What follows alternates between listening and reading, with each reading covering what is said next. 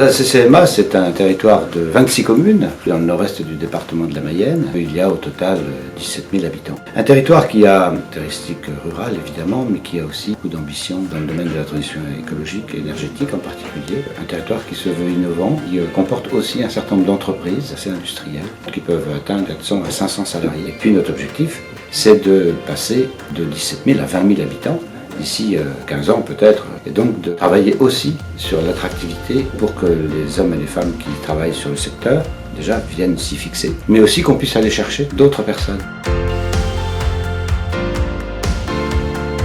La communauté de communes a reçu l'accord de l'État pour une labellisation de 2 maisons France Service, avec des mises à disposition de moyens informatiques, un soutien humain pour faire en sorte que les habitants puissent accéder à tous les services publics.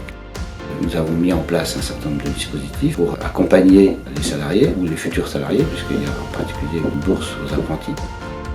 On a aussi 1200 à 1300 résidences secondaires et ces hommes et ces femmes, ils ont aussi une démarche de travail à domicile, télétravail, etc.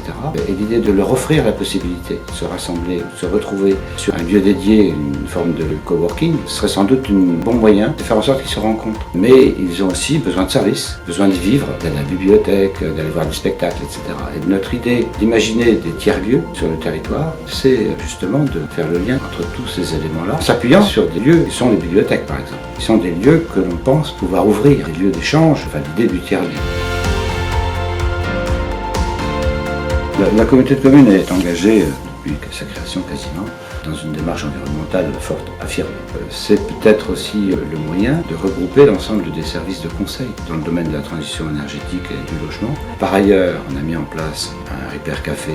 C'est aussi un lieu d'échange et on peut imaginer l'économie circulaire, la réparation. On peut aussi travailler sur la question d'une conception électronique, Fab Lab. Et puis l'autre sujet, c'est la question des mobilités, puisqu'on est labellisé France Mobilité tous à bicyclette. Travailler aussi sur le développement des mobilités douces, mais aussi sur l'organisation des mobilités.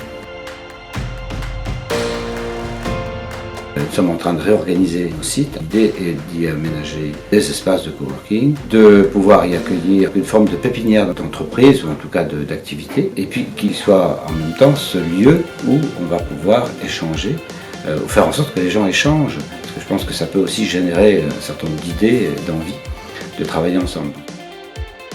Par ailleurs, l'idée est d'avoir une animation du territoire autour de ces pistes-là. Puisqu'il se trouve qu'on sait aussi qu'il y a des associations, des groupes qui sont candidats aussi à cette idée de fabrique de territoire. Et pour nous, l'objectif, c'est de fédérer, ce qui permet aussi de répartir sur le territoire, de rassembler. C'est un peu le prolongement de notre projet de territoire. Quand on dit tiers-lieu, pour moi, c'est un lieu de vie, c'est un lieu où les gens vont se rencontrer. Il va y avoir de la culture, des échanges, du développement économique, il va y avoir des rencontres. Tout ça, je pense qu'il faut essayer de le mélanger, de le mettre ensemble. C'est de nature à donner de la vie.